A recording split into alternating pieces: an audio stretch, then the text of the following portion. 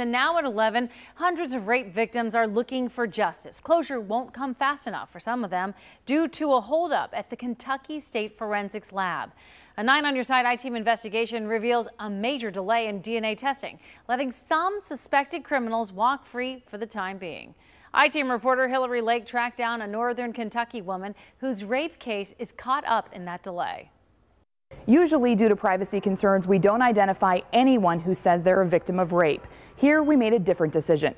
The woman you're about to meet contacted us. She wants to share her story and tells me there's no need to conceal her identity. Each step forward she takes means more than most of us will ever understand. But what you see on the outside is a stark contrast to how Tracy Jackson feels inside. It's like I don't have control again. Like they're taking that from me too. Like I can't move forward with my life.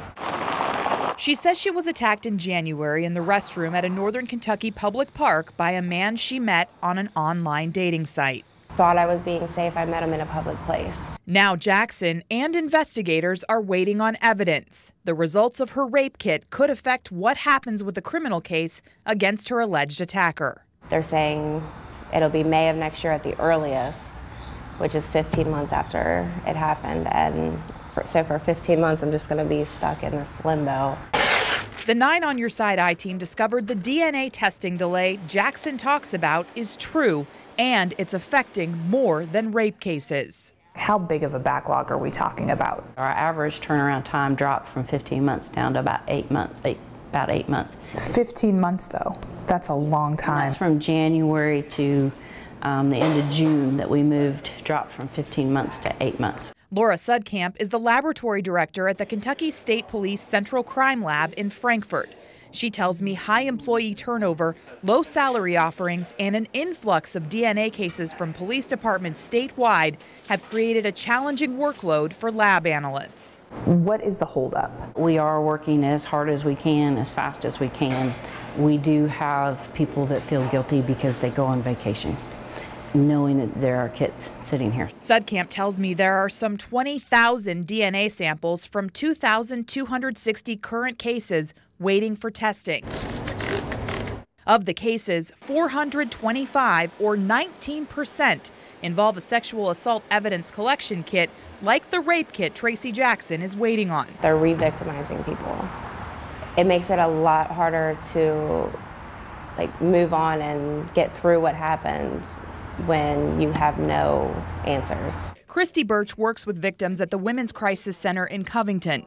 She says the delays could also impact communities. It's also a matter of public safety, right? A lot of times we know the majority of people are nonviolent, but those who do commit acts of violence often do it multiple times. By contrast, the Indiana State Police report its lab takes an average of 75 days to complete rape kit testing. State law doesn't require it. In Ohio, according to the Attorney General's office, the testing takes an average of 24 days. State law requires it on all new cases. And in Kentucky, a 2016 state law says by July 1st of this year, if funding is provided, the crime lab is supposed to have rape kit results turned around within 90 days, far less time than the current 8 to 15-month wait. We did not meet that. We did go before the Judiciary Committee and told them that we did not make it. The backlog of current DNA testing at the crime lab is different than a backlog of 4,587 old untested rape kits the state cleared up last year. The Kentucky Attorney General gave the lab $4.5 million in 2016 to cover lab upgrades and prevent further backlogs. Birch says the current delays and money problems are also calls for state lawmakers to do more. We have to prioritize victims of sexual violence and survivors of sexual violence. Sudkamp says things are looking up. Lab data shows 22 analysts completed DNA testing on 551 cases, including rape cases, from July through September of last year.